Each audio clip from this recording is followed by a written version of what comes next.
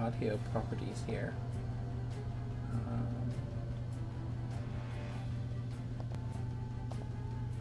Hello, can you hear me? How's everyone doing today?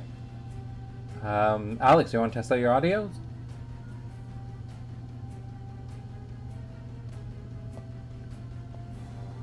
It doesn't seem to be picking things up right now. Bum bum bum. No, pick that up. Fine.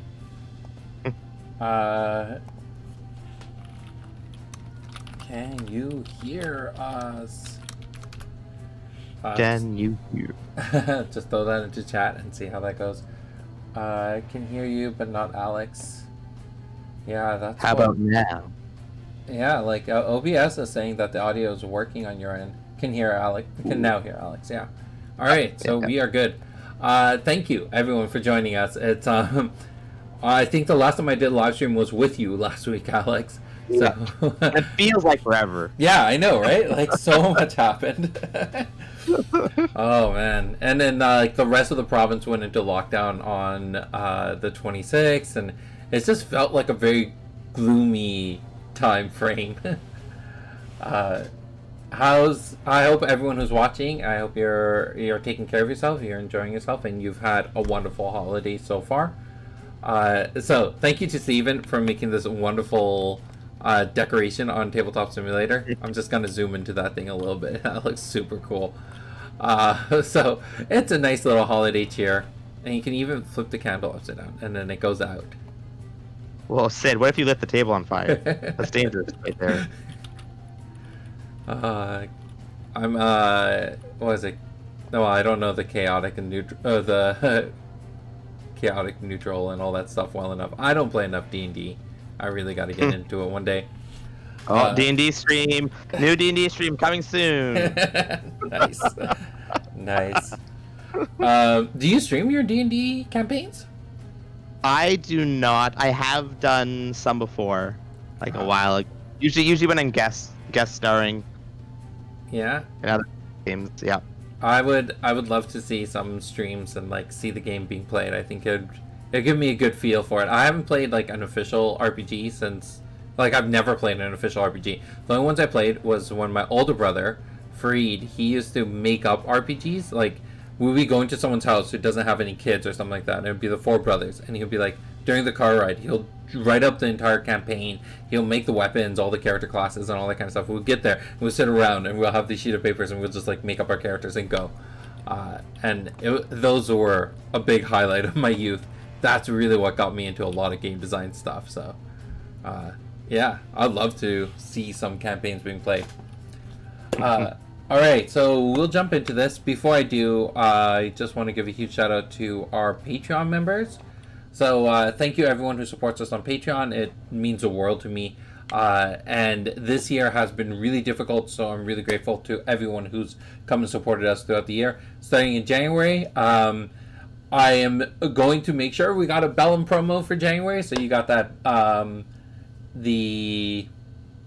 Subjugation Strike. That's what we got. So special shout out to Andrew, Gunther, Hill, Steven, Stevo, Nathan, and Will. And then I also want to give a huge shout out to all the people who help us on Future League. Future League has been a really big thing. Thank you, Alex, for running a lot of that. We're testing the break stuff soon. And I'm super excited about that. So everyone who participated this month will be getting that promo Stone Protector of Nye. Next month, do people know what the promo is for next month yet? Have you told them? I don't think so. Let's see if I have the list up. I do not have the list up here. No, so, I don't know. I don't remember. I know what it is. We did, right? Yeah, we did. I already ordered them. I already have them. It's promo malfeasance. Oh. Yes. Fun. Reverse art promo malfeasance. Another thing that I'm going to be doing on top of giving everyone their promos for the month is you're eligible to get a second promo if you participate in that Future League tournament. So before we jump into our top 10s, I just want to talk about that tournament. So we got two tournaments happening in January, the 9th and the 23rd.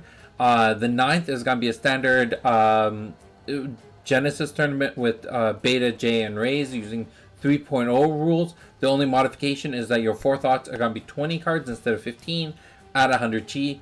And then the second tournament, which will be happening on the 23rd, is going to be a Future League tournament. So all of, where are they? These cards at the bottom of the deck builder are going to be legal for that tournament. And I'm really excited to see what cards people play with. Because there's been times where I've been deck building and now it's just like, I can make decks with only the Future League cards. Like, I don't always need to go to... Some of these cards are really good down here. So if you're looking to participate in either of those tournaments, later on I'll put up a link where you can go check that out. But if you go onto the Genesis website, on the top navigation bar, there's a thing for PR. If you click onto that, it'll have the information for the tournament there. Alright, we're talking about top 10 cards in Axon. This is an exciting conversation because I think for both of us, our favorite affiliations are Axon. Am I correct there? No, I think so. I like Chaos. I think Chaos is fun, but Axon for me, it's easy to me. I don't know. It feels right. That's interesting. All right. Before we jump into this, we're talking about predictions. I gave you a few of mine. So just so everyone knows, my predictions that are going to definitely be in Alex's list. 3 cards I know for sure are going to be Pressure Point, Tsunami, and Chrono Walker. And I'm going to be really excited to hear his reasoning behind it, but I know, I like my gut's telling me. And then the other one that I'm a bit iffy on, and I'm really excited to see how well I know Alex, is Alim. So those are the ones that I'm curious to see. The other 6, I have no idea what's going to be on his list. So, let's start with your first one. All right, we're gonna go right on into it. I will say this pile is the absolute opposite of Thymos. Mine. This actually got pulled away. Don't look at that card. This is the old pile. I forgot I changed it the last second. That is actually Aura Surge. I'll get to talk about my 10th slot, which I fought about. There was Mind Reading, Aura Surge. What else was there? There was Trudge, just because I think it is super fun. Can't remember the other card. But so the only one I had a difficulty with was my 10th pick. In the end of it, yeah, Mind Reading obviously would have been the big surprise, I know, for you, but it got pulled at the last second, and it went to Aura Surge. Specifically because when I'm commonly playing Axon Champion, I'm commonly playing a mage, and when I build a deck, and then I look at my card pool, and I go, oh, I'm running 0 cards that cost energy. Mm-hmm. I should play some Aura Surges. Yeah. Because there's no risk to them. That's true. If you aren't running any energy cards, then definitely. And that's another thing about Axon. I found a lot of their cards were very, very aura heavy. Aura Surge, I think, is a good offset to that. Yeah. So the other reason why Mind Reading was on the list, but it is a one of in my deck. It is a one of and never more. Because it is only good if you draw one. You never want more than one. But what happens if you don't draw it at all? Consistency, okay. Alex. You're just playing Genesis like normal. You don't draw it at all. Yeah. And then Trudge is just fun. Yeah. So just in the chat, Steve, if you can help out, get the links for the deck builder. Brittany's requesting that. But yeah. Alright, so your number 10 being Aura Surge. Just as a bit of a background on that card, originally the card was so originally I wanted it to cost Aura to give you Aura, so pay 5 to get 10. And it felt so weird, it didn't work. It's weird to have a spell that costs energy, but there's 2 of those in Axon. And the original artwork, the first rendition that was given to me, the lady on this piece looks so much like Angelina Jolie. Like, it's almost like they just stole her face. And then I started showing to some of my coworkers at the time, and they're like, you can't use that. You just can't. So, yeah, that got changed. Okay, fair enough. All right, cool. What's your I was next? thinking about Aura yesterday, actually, when I was making the Aura Break card for Future League. And I was just like, is Aura always like... Because we have some Aura art. Is it white? I have the Aura cards over here. Is it generally white? Or is Aura come in different forms and color? So Aura, my initial pitch for Aura was it was supposed to be something similar to the live stream from Final Fantasy. Mm. So it was going to be that kind of green thing, but then I went with it looking more like water. And then in some worlds we're going to have it that Aura to the champions, they can see it as a liquid different than water, but for non-champions, to them it just looks like water. Okay. All right. All right. On to number 2, which is not necessarily number 2. Since I didn't explain, my 10 cards, because they're different from how Sid picks his 10 cards, are the top 10 cards that I play and enjoy. Yeah. So I also don't have them rated 1 through 10. This one is the exception because it literally was the 10th card that I was like, I don't know what to put in. But let's get to it. So, Shutdown. Yep. A new card from Raze. It pairs well with another card that I'm sure that is going to come up soon. But if you don't know this card, it's 11 Aura, negate target cast ability played by a target and shut down's awareness. I love this card because it's 3 chi, simple to fit in your deck, and in the right situation, it can be game breaking for your opponent. Yeah. So whenever I see this piece, the one thing that always just reminds me is there's a card in Chaos called Curse of Command. And if I'm not mistaken, I think it's Rain who is grasping Nubia's 22. You want to pull it out? 22? 22, yep. Yeah. Yeah. It is. It's Rain doing this to Nubia, and then in Shutdown it's Nubia doing it to Idris. We just need a cycle going on there. And then having But yeah, I like Shutdown. I think it's a great card. Yeah, not a whole lot more to say to that. It's such a great 3-chi. Oh, whoa. I just because we're here, I just realized this quote on Shutdown is the quote from the story today. Yes, it is. If you guys haven't read the codex from today, or from yesterday, I think, it is a really good one. Thank you. I had a lot of fun with that one. All right, cool. All right, going on. There it is. Pressure point. So sort of the exact same vein. Pressure point for 5 energy. You can negate target technique played by a champion and pressure points awareness.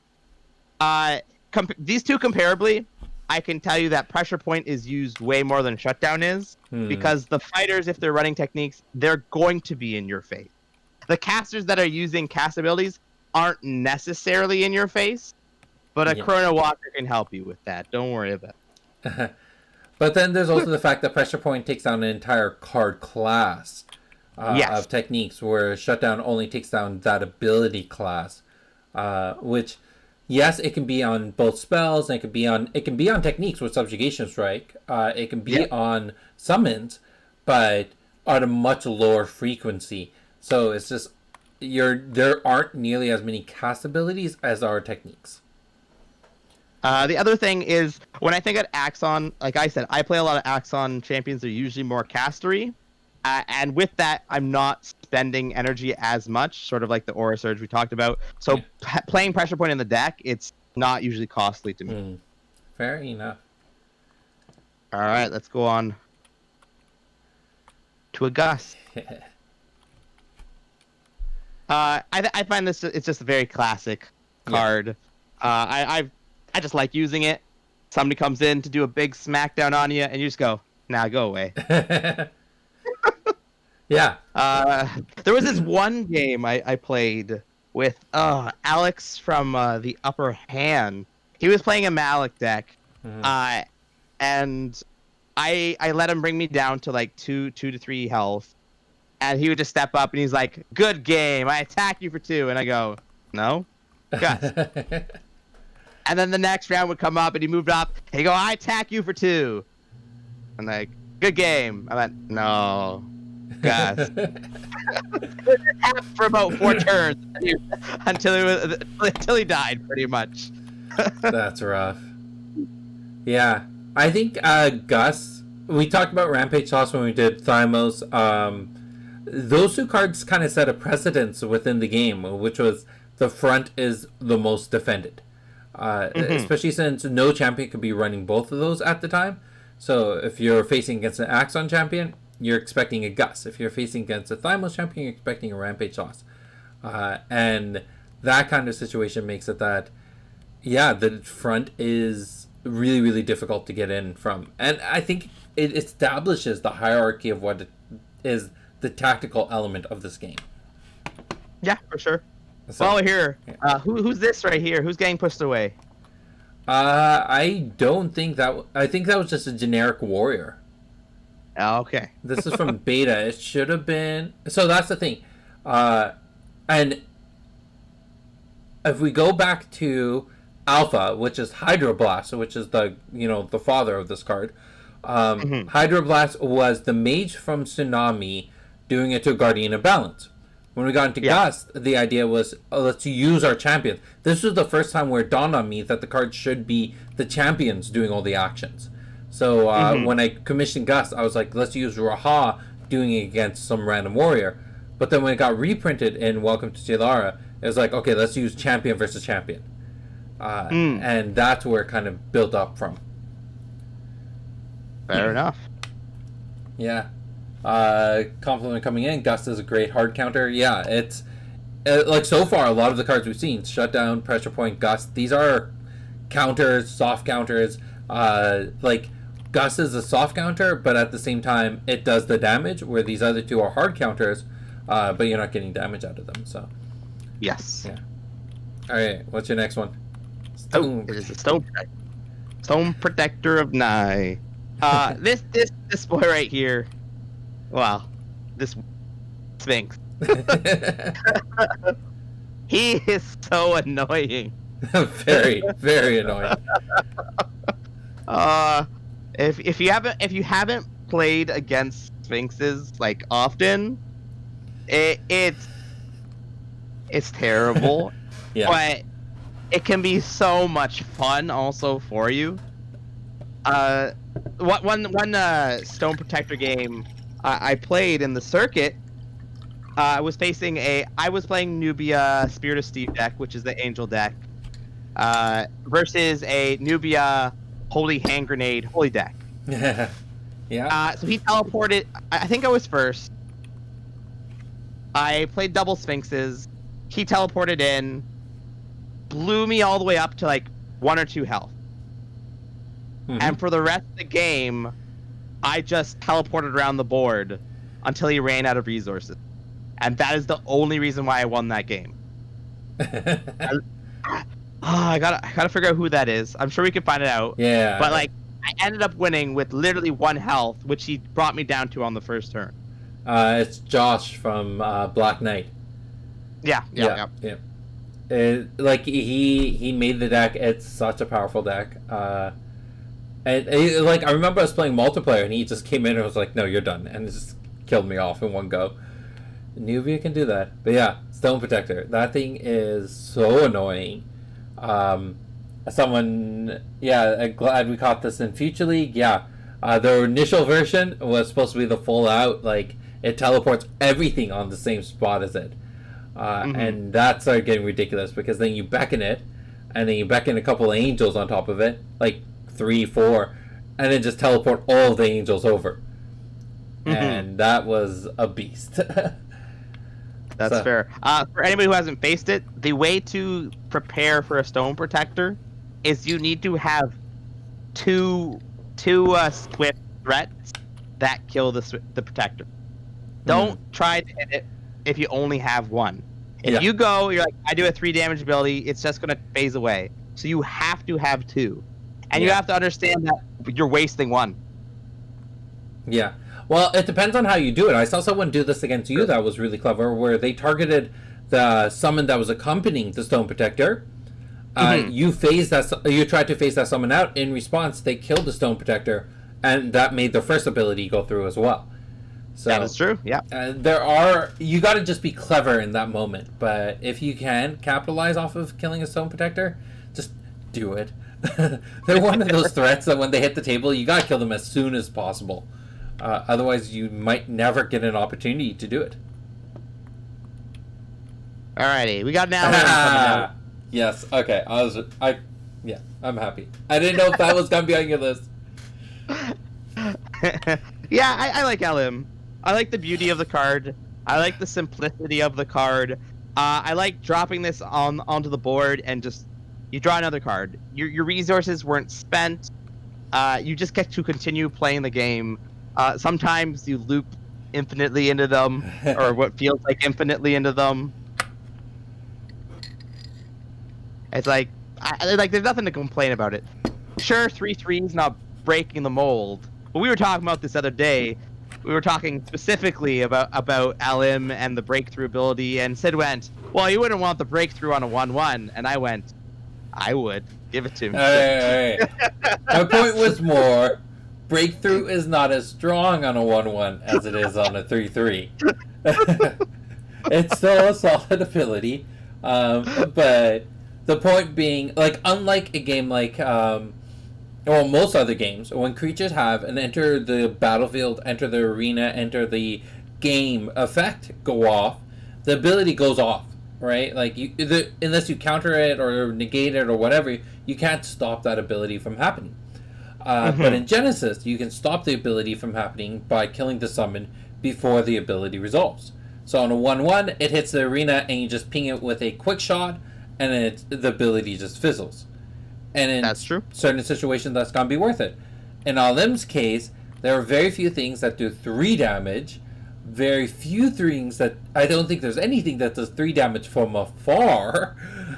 So you're going to have to be right facing the spot that Alim's going to come in at, and Alim can come on both sides. So That is true. It's really hard to stop that breakthrough from happening. It's going to happen. Yeah, another thing to talk about LM is its awareness. So many people forget that it's left and right. Which, It's a unique, sure. oddly, like, if you watch Endergame, you kind of get the sense that there is no up, there is no down. You get the idea of, like, okay, and it's just front and back, right? Towards your goal and away from your goal. So once you rotate LM, it's basically saying, oh, it can attack its front and it can attack its back. That is true. So many people, somehow it slips their mind, they forget that, and Alim's front, like, becomes very exposed because you're essentially attacking it from the side, but players don't play with it that way. So I see Alim's fall pretty quickly, for almost comical reasons. I love the artwork, though. Oh, Yes, yeah. That was the last artwork done for Welcome to Jalara. Was it? Yeah. It was a time crunch. We're like, okay, we got to submit all the cards to the printer for the first review in a few days. We need this last piece done. And then we gave it to Damian, and he just, like, cranked it out overnight. And it's just so pretty. All right, let's get to your next one. Chrono yeah, Walker. there's the beast. It's a powerhouse. We could look back at almost all the cards, excluding, I think, Aura Surge and Alim here.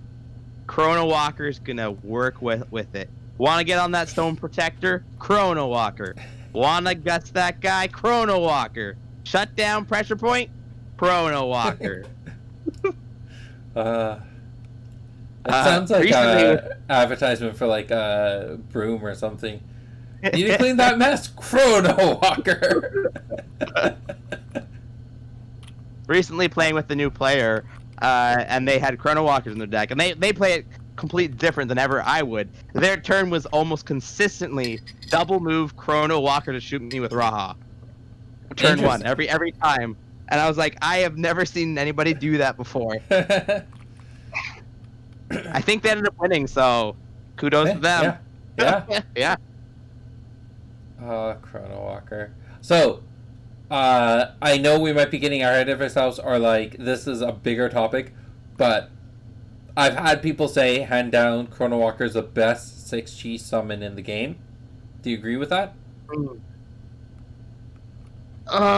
It depends on purpose. If you're saying it's the best 6G summon to win you the game, I would say no. It's the best 6G summon that has the most utility. It has the most utility. It has the best chance to keep you in the game and preventing you from losing the game. Yeah. But if I went, would I rather have a turn 1 Chrono Walker on the board or a turn 1 Scorpion on the board? I'm going to take Scorpion. All right. Fair point. Notice how they're both beta cards. Otherwise, I don't know if there is an... I think for me, the 6G goes between Chrono Walker and Scorpion. That's the fair. new ones are just not there between those. They're just a little bit behind. That is fair. But yeah. Gotta love the Chrono Walker. And if you don't know about Chrono Walker, the amazing thing about this is that it is a swift, quick beckon. And unlike the other decoys, you do not need to be targeted for it to work. Yeah. So you can do a lot of shenanigans with it. Shenanigans. All right, Shout out to Shahan again. and there's the Tsunami. Everybody knew that it was going to be on the list. Yeah. Like, come on. If you don't know me, it's your first time listening. So the deck that I guess I'm most famous for is the Tsunami deck. Which it ran a whole lot of Tsunamis. I don't know if I was the first to do that, but was I the first to like run a crazy amount of Tsunamis, Sid? For my record, yeah. I think the other thing that was also really unique about the Tsunami deck was I think it was the first competitive caster deck. Yes, I think so. Because majority of decks are summon based, which I get. We're coming from majority of collectible card games are creature based. So going into this, I could see why a lot of people were trying to make a summoner deck. And then Fighter was a nice transition. We saw Malix, we saw Fongs, and then of course we saw the Rain OTK. But then you were, I think, one of the few people who were like, okay, let's make a caster deck. And then we saw, following that, we saw the Meteorite Idris deck. Yes, yeah. But really the Tsunami caster deck, that's where it's, that's an OG right there. My only flaw was stomping Steve-O in our pre-tournament game. He was prepared for it. Bolt shot was just a little bit more. And there were bolt shots in that deck too. Dedicated studies. If you are in Axon, this, for me anyways, I find that this is the most easiest fit into a deck. You don't necessarily need a ton of them, though I overdo it most of the time. But just if you draw one of these, you get to clean your hand of all the 3 cheese that you don't want, and the 4 cheese that you don't want. And sometimes you draw into that top end and you just win the game. Yeah. And like we said before, Axon is very low on the energy side. So the ones you've pulled out so far that are energy based, Aura Surge, Pressure Point, Dedicated. But Pressure Point is so situational that you can't burn yourself out from it. Exactly. Aura Surge, if you're burning yourself out from that, what is the rest of your deck doing? Yes. Actually, I didn't talk about Aura Surge. Just a hint. If you play Aura Surge, do not play it unless you need the aura. Please. Yeah.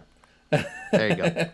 Yeah. So, but Dedicated, this is the one point where if its energy cost was a little bit higher, you could see players burn themselves out from it. It becomes a very greedy card.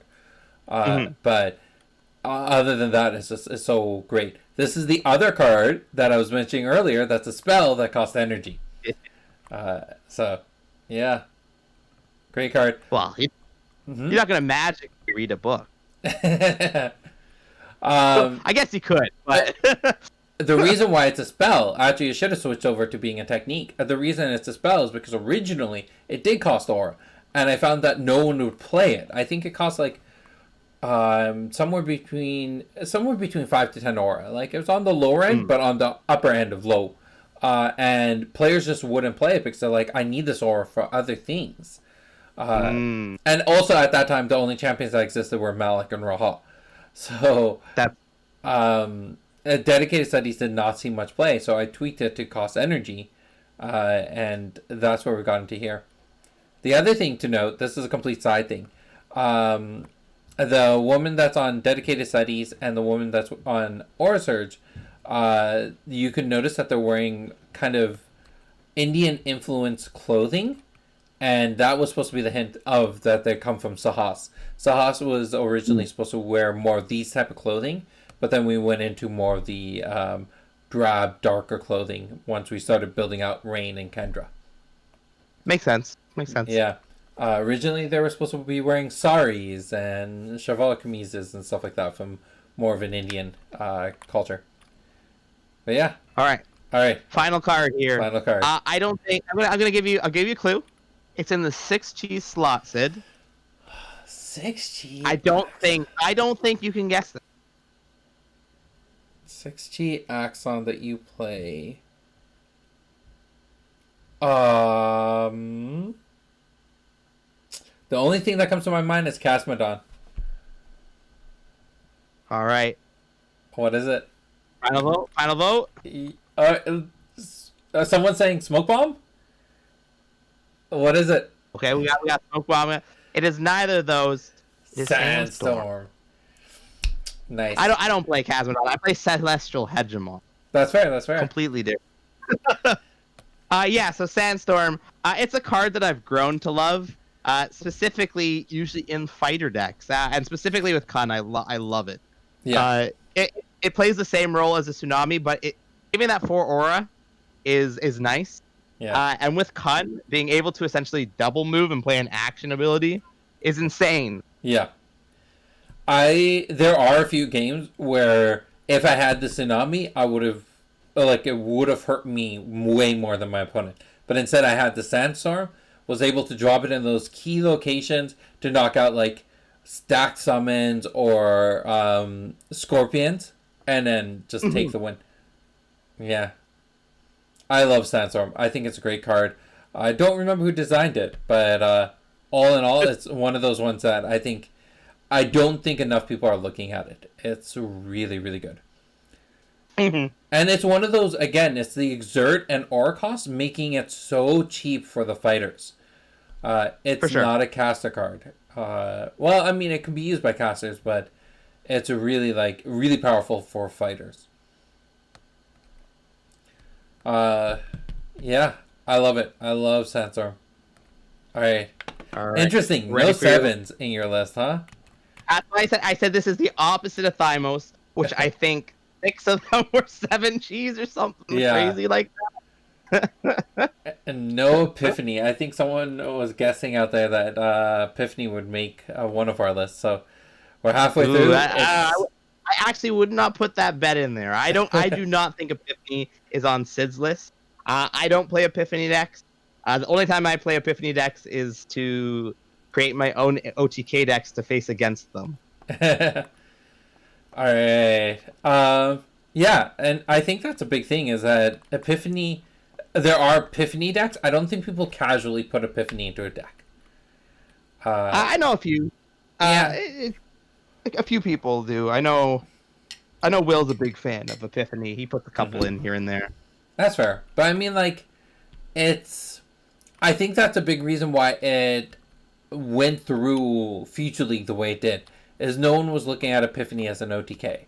We were looking at Foresight of the Ancient as an OTK, and that's why it got tweaked the way it did.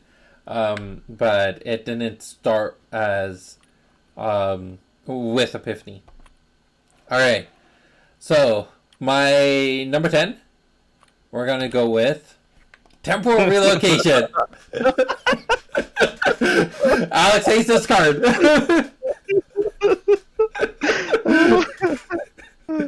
You know, Sid convinced me to play one of these in a deck recently, and oh jeez, I don't remember the moment was almost there. And I was like, if this one card wins me the game, I am going to cry, or I don't know what I said I would do. And I drew it top deck when I was just about to lose the game, and I started to openly weep in the channel. And I'm like, don't make me do this, Will. Don't make me play this card. Luckily, I didn't have to. All right. So, temporal relocation. I'm a huge fan of Blink Shards. I just thought going from Origins to Genesis, Blink Shards became unplayable. This became a more playable version of it. I still think it's on the pricey side, but it's definitely playable. So much, like, just shenanigans you can do with it. It's great with Chrono Walker. It's great when your opponent's trying to do something like a tsunami or moments like those. I also love the artwork, the fact that we're going from the Sahas arena, and inside that bubble you can see the Vadis arena. I think they pulled that off really well. And then just the quote, just go home. Like, there's just so many little moments about this. I love Kendra. I love a lot of her things. There's one card I think you have, Tsunami's a quote from Kendra. And I love that quote, just this idea of Kendra, it has this like a meta sense of the world around her. She kind of sees things a different, she sees the world in a different way than everyone else. So I love writing quotes for her. It gets really, really messed up. All right. Before I continue, do you want to lock in some ideas of what you think's going to be on my list? No. Well, let's just enjoy it. All right. So this here, it's because I couldn't pick which art, and I want to talk about the artwork for these. But we got Smoke Bomb here. Really? Smoke Bomb. So Smoke Bomb is one of those cards that epitomizes one of the things I love about this game, and that's the evasion aspect of it. How evasion becomes soft counters, how you can get out of really tight situations. I love the original artwork because this comes in from Damian. He did an amazing job for it. And the quote for it, the first printing of Smoke Bomb that was ever released to the public that players could get their hands on, the quote actually says, in bracket, quote credits Carl Lilly. So that's a promo version. I think there's only 18 of those out there. We had one up in the auction for the first championship. So that card has a very sentimental purpose. I used to play this so much. And then going into the new artwork, you got Rain doing the Smoke Bomb. It's a ninja being a ninja. I love the card. I just wish it was more playable. I'm sorry, I'm gonna have to stop you, Sid. This is Rain doing the wacky waveable inflatable arm tube band. Now I want to get this one of those tube things and just have Rain there. She's just like, whoa! That'd be so good. I'll get that outside of my house every year for Christmas. I like Santa Claus on their lawn. I just have Rain going, whoa! Oh, that'd be so good. All right. Any comments on your end? No, I agree. I think it's sort of been outdated as a defense card. Just 6 G's so high. Yeah. And that it's sort of Chrono Walker's right there. Yeah. It's gonna do for. That's the very reason we have is it near the top here this card, which is let's see how it looks dropping it down to 5G, fixing the cost a little bit. Is it more playable that way? And it's a card I want to explore personally. I love this idea of so a cool thing you can do. This is one of my favorite moments where you're in a square, right behind you is a fortification. You do some attack, and then at the end of your turn, you Smoke Bomb behind the fortification, or in response to one of their attacks. And that was just one of my favorite moments in a multiplayer game, where my opponent was coming after me, and I just Smoke Bomb behind a fortification. It's like it just felt like such a ninja move. All right, moving on. Congress Rict. Nice. A lot of these you can tell there's more of an emotional connection to these. Cogstrict is one of the first artworks which was all about bringing flavor into the game, bringing that one pinnacle moment of Nubia versus Kendra, when Nubia drives Kendra insane, and this card was played so heavily in alpha, beta. It's lost favor over the time, and I get why. The games have become more fast-paced. It's harder to lock down your opponent to cog restrict them, but it's still one of those ones that if your opponent doesn't see it coming, it can be such a powerhouse. Yeah, I agree. I love it, and it's one of the few things that can stop. Well, it stops anything, except for movement. But I mean, it does so much. All right. Any reason why that didn't make it onto your list? I thought about it. I do like it. I don't play it that much. I wish I played it more. Yeah, and that's literally it. Like I said, my list is very much about what I play, and because I don't necessarily position enough of it, is usually what'll outrank this is a damage or lethaling spell.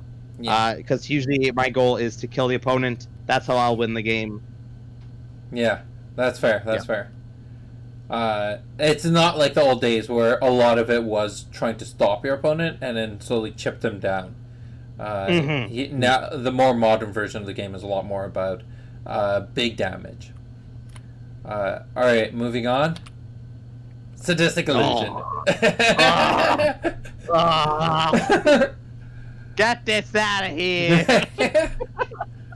Go ahead. Again, it's one of my style of things. It's you got the Kendra quote where she's like, "I just made you kill your own tiger," and the feel of this card, I love so much about it. I get why it's not played.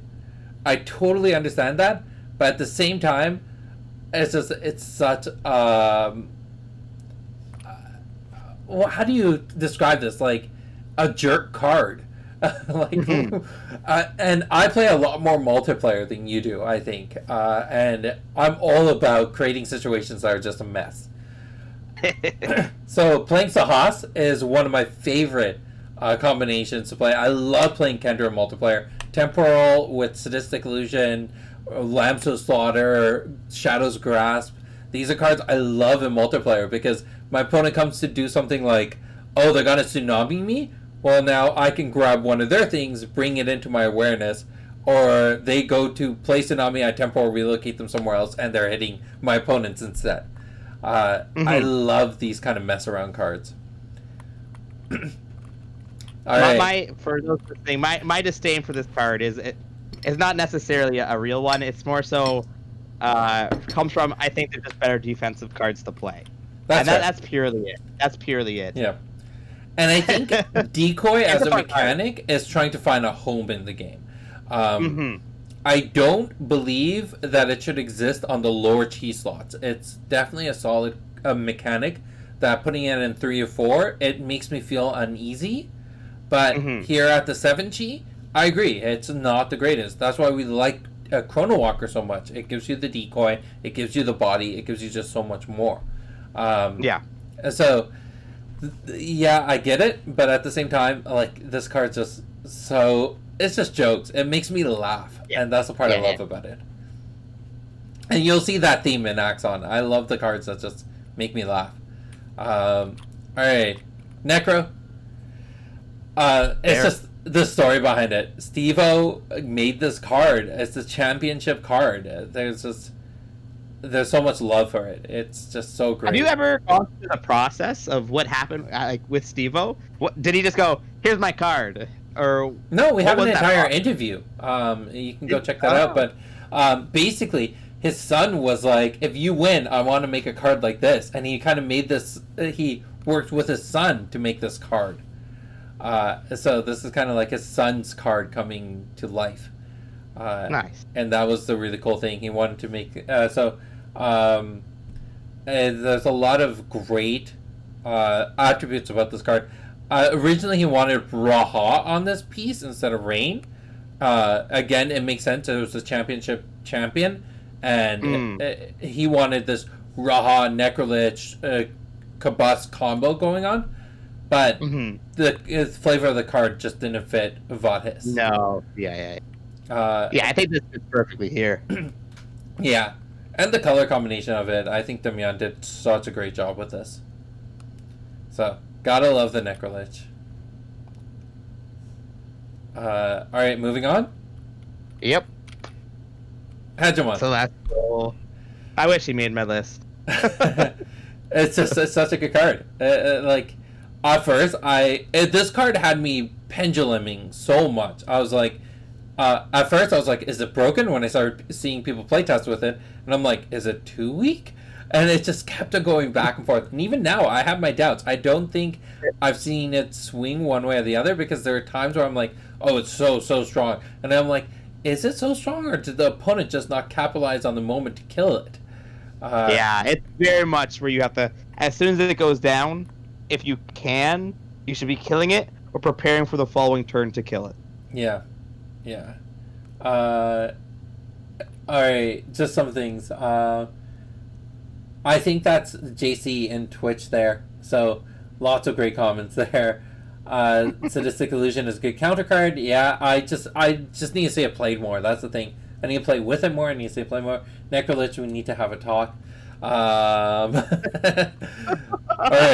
But Necrolich, I think it could be its one-off. It could exist in the world of Jailara as it is what it is. It's such a cool card. So, Steven, does that mean Necrolich is actually a Pokemon trainer? Huh? No? Not too sure. Let's say no. But, yeah. Hegemon, I just love these artworks. Mm-hmm. Yeah. I want to talk about the artwork of Necrolich, because I'm really enjoying, because normally you'd have an issue with something like Necrolich, because it's summoning a summon out of the memories of someone else. Yeah. But in the art here, it's perfect, because it's reaching to Rain. Yep. To pull from it. I'm good. Actually, so that was another big thing when, if you look at the artwork for Kabus. So where is Kabus? It is, there it is. We had to figure out how to use the artwork to display the fact that this summon isn't beckoned through aura. So even in the quote, Kabuses are interesting creatures where most summons are beckoned from aura or blood magic. Kabus is beckoned by forcing your deepest, darkest nightmares to life. And it was this idea that it had to come from her thoughts. So that's why Rain is on this artwork. Unlike any other summon piece, you have two now, both Necrolich and Kabus, where Rain's featured, but it's you tapping into Rain's essence in a way, her memory, her mind, to bring these creatures to life. So it was very deliberate. There was a lot of thought process behind it. Yeah. All right. Moving on. Go for it. All right. Gust. There's Gus. Which So means I was right about a prediction earlier on. I said there's no Chrono Walker in Sid's list. You guys didn't see that. Sid was like, wah, wah. What do you mean there's no Chrono Walker in my list? Continue. So Gus, we talked about this on your list. The only reason I bring up the other artwork is it's so great being on point sometimes, and I love those games where I'm playing against Long as Rain and play Gus and knock him back. Like, we literally did what was in the artwork. I love those moments. They make me giddy. That's what the game. I think someone once told me that Genesis is a very cinematic game, and I think the artwork really helps bring that to reality. All right, moving on. Yep. Oh, you got me. You tricked me after all. You didn't pull the double art for this one, I see. So there's a reason. Where's your Chrono Walker? So the thing is, Rekis, this creature type, is actually something I made up. They're not from any other lore. Reki itself is actually from Japanese medicine, where it's the idea of tapping into someone's chi and healing them through that process.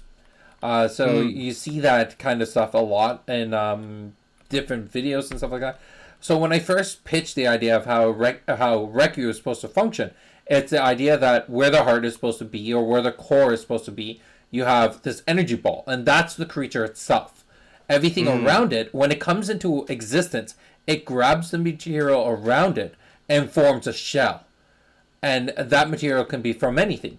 So even though the beta Chrono Walker has like this cooler golem stance, the Welcome to Jalar one, I think, hit the essence of what the Reki is. It's that orb right there in the pivoting point. And you can see those little wisps that go to all the other joints of the creature, making all the boulders move around it.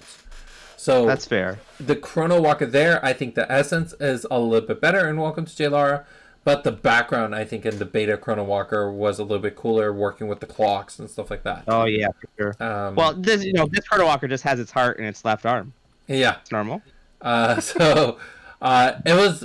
I think it was just like trying to find the right point. And then if you notice, so Alim actually didn't pull. You don't see it again. It's more in the central stomach area where the core is, because she's a Reki as well.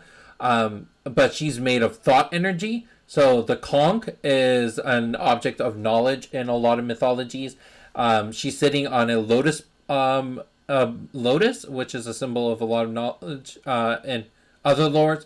And then I think she's a spirit of some sort. I can't remember exactly, but that was again supposed to represent knowledge. So that's where that description came from. And then the other Reki. Do you know the other Reki in the game? I'm trying to think. I've not played very much. Save time. I'm just gonna say no. Save us time. Right there. Oh yeah. And he's formed from death, and he gathers the pieces around him. So the idea of him getting the wings from the angel. So, anyways, those are the Rekis. All right, but Chrono Walker. We talked about how amazing Chrono Walker is, and it shouldn't be left out on anyone's Axon top 10 list. Let's be honest. Chrono Walker's amazing. All right. That is true. Number 2, we got Tsunami. It had to be there. Tsunami is Tsunami. It's the best. It is. It's one of the best AoEs. It's so cost effective. We actually had to now recently tweak the formula to make Tsunami on curve, so we can make more cards comparable to Tsunami. So, yeah, expect better AoEs in the future.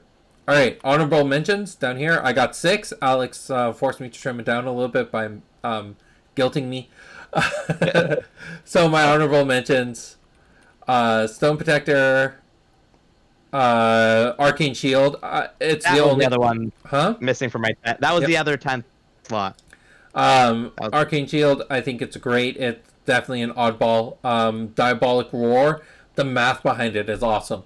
I don't know why it doesn't see more play, but at the same time, I think it really should. Arcane Blast, it's Arcane Blast. I love the artwork. I love the flavor of this card. I love that it has future potential, and it just makes Axon a lot more diverse. Because if you notice both your list and my list, they're all like Tsunami and Gust, but like there's no hard hitting stuff in these lists. We had things like Subjugation Strike and Baruch and Giant Scorpion, but like there's no hard hitting stuff, and I think Arcane Blast gives it some more damage, which is missing in Axon. Foresight, it has its story. I love the quotes that are on it. If you notice in last story, which was Foresight of the Ancients, the quote from Foresight of the Ancient is inside that story as well. So the chapter name, the quotes, they will be in there. And Dedicated Studies, we talked about that too. Great card. These are just... Don't forget those in Axon. They're great cards. All right, Alex, one guess. What do you think my number 1 is? Oh, it's not... Now I'm gonna say, oof. Oh. I'm gonna say you. Nah, I don't know. I'm gonna throw in my guess. I'm gonna say you tried to trick me again, and it's a limb, and you pulled a limb out from over here to throw me off. It is actually Chain Lightning. Chain Lightning, nice, nice. So the reason behind it is I think Chain Lightning as a card epitomizes what makes Genesis unique to other card games. It is That's fair. the one card that just it works the way Chain Lightning's supposed to work in a game. Like you cannot put Chain Lightning in any other collectible card game and have it work so much like a Chain Lightning should. Mm-hmm. And that's the thing I love about this card. It is one of the oldest cards that I've ever designed. It's been around since, I don't even know, like 2004, 2005 as a concept. And it just kept on growing. And it got to a point where it just didn't change. I don't think the last time Chain Lightning has seen text edit was probably 2008, 2009. Like way before Genesis. So Yeah. I just love the card. I think if it is everything I want Genesis to be as a game. Fair. Acting this art, in this fight going on here, is this a Kendra versus Nubia and Fang, or is this a free-for-all going on right now? What's going on here? I always saw it as Kendra versus Nubia and Fang. Like a 2v2, but Kendra's just like, this is my opportunity. Yeah. It's fair. And then you got Fong, you got Nubia, and you got Chrono Walker in the front there. Yeah. And it's just, again, it just fits everything that I think the card should be. And then again, a Kendra quote. I love it when you stand in a line to die. It makes my life so much easier. Thank you. It's so beautiful. And then there was also Fork Lightning, which again it references back to Chain Lightning in its flavor text. Where's Fork Lightning, Flame Jet, Fork Lightning? And so I love Lightning. Okay, so it's not the exact reference back, but again you have Kendra here. And Fork Lightning does exactly in the artwork what it does on the card. And it's just, I love it when cards do that. And Chain Lightning was the first one to do that. It just fit the game so well. Yeah. All right, cool. Agree. We got 2 minutes. Should we do a game? If you have a deck, you do a quick game. Yes, let's do it. All right, let's switch tables. Do you have a deck around your cards, or did you... Yeah, okay, I cool. only used the cards from my top 10 list. I didn't use the honorable mentions. I'm going to switch over to yellow. Grab my green dice. And my counter. Interesting. Well, we talked about Kendra so much. Yeah, I'm also playing a Kendra deck. I wonder if your thought process was the same in mine, which is I expect him to be playing Nubia. Like No.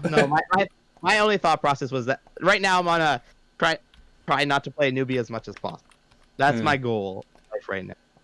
My whole thing was like I figured you were going to play Nubia, and also like you just need high aura. If you're playing a pure Axon deck, you need high aura. See, I don't even have Aura Surge. That's true. So when I started originally, I was like, I want to play core, and I was just like, nah, I have to go full aura. I need all the aura I can get.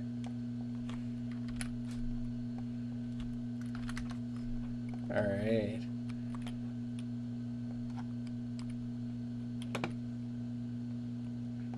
Nine. 9. I guess 7. All right, I will take the play. I'll take the play. All right. Well then. It's gonna take a singular step up, and you know what? No, we're gonna double move. We're gonna go all in. Here we go. Yeah. That's the thing. Yeah, we're going all in. Yeah, that's the thing. Gonna attack you for 1. Mage slap. All right, next round.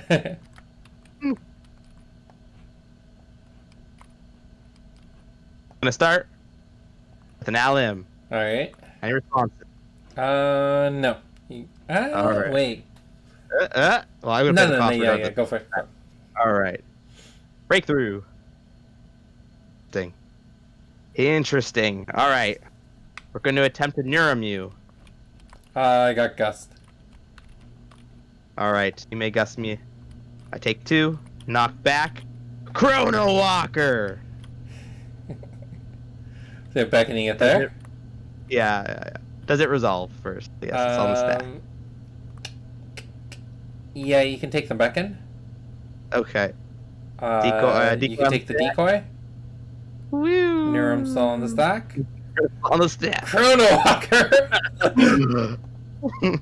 it resolves.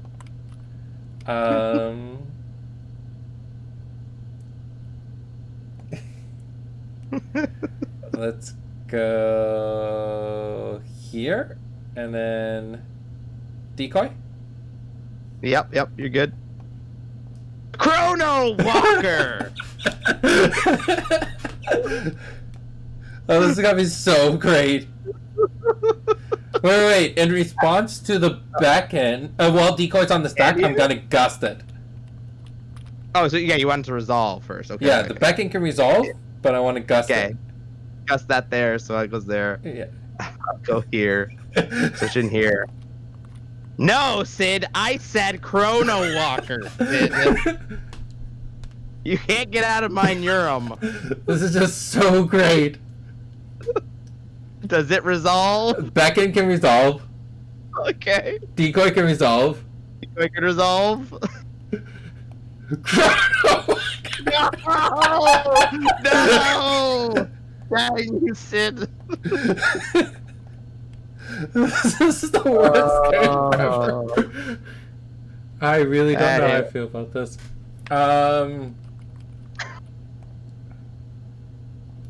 Alright. We're doing this. It's so good that our Chrono Walkers are different artwork.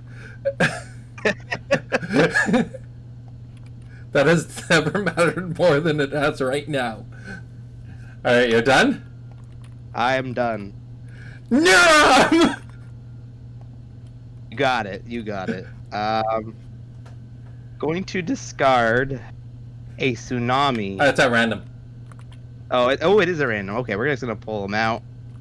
Pew. Group that. I will give you the honors to flip 2 cards.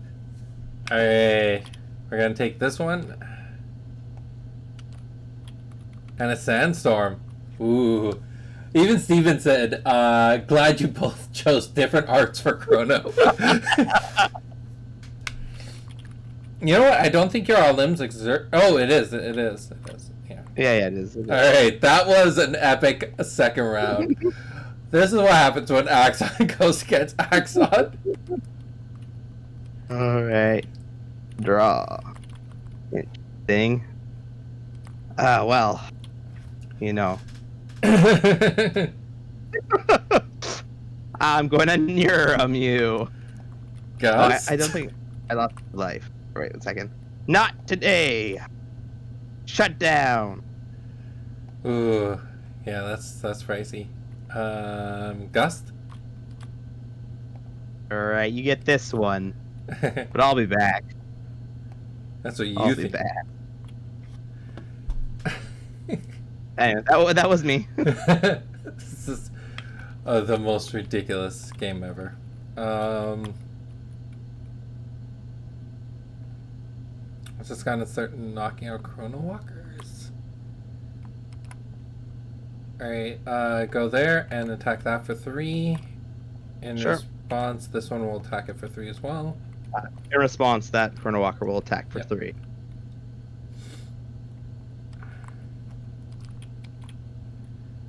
Your go with your army. Yeah. You do have tsunami.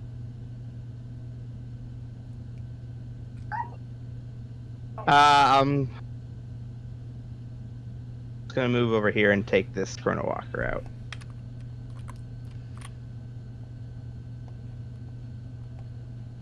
Alright.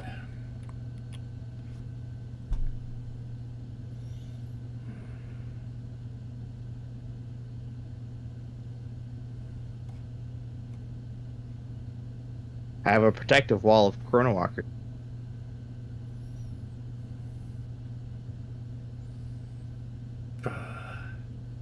This is just such a messed up game.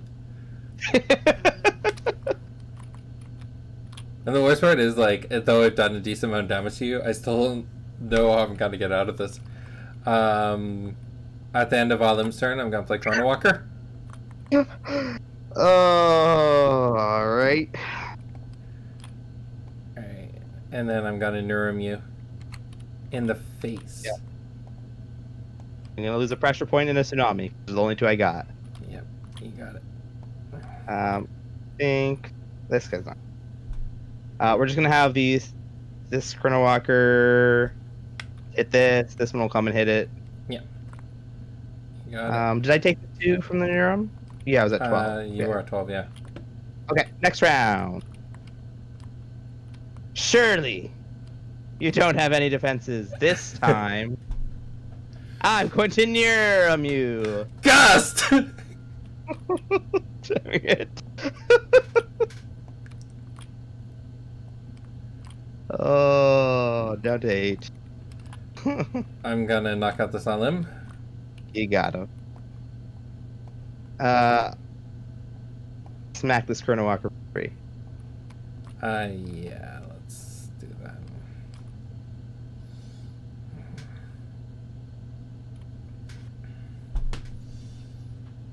We also played different Kendra arts. Yeah. Did you have both paired? No, I grabbed this one. Though this one, the one you have is my preferred artwork. The one I grabbed is just so much prettier in foil. Mm. Even though I'm not even playing with the foil one, I can imagine. Attack that for 1. Alright. And this is where the tides shift. Alright, gonna smack you for 3. Yep. Okay, let's go. Alright, next round. Draw. 2 cards. Yeah, you got it. Discarding a Necrolich and a Cog Restrict. Okay. That's it? Alrighty. End of round, I will smack this Chrono Walker for 3. Yeah. At